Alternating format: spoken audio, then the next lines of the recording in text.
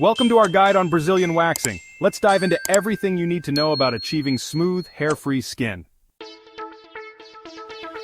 Brazilian waxing is a method of hair removal from the bikini area. It involves applying wax and removing it along with the hair, leaving the skin smooth and hair-free. Before waxing, it's important to prepare your skin. Exfoliate the area to remove dead skin cells and trim the hair to a manageable length. This helps the wax adhere better and makes the process less painful. Now let's go through the waxing process step by step. First, apply the wax in the direction of hair growth.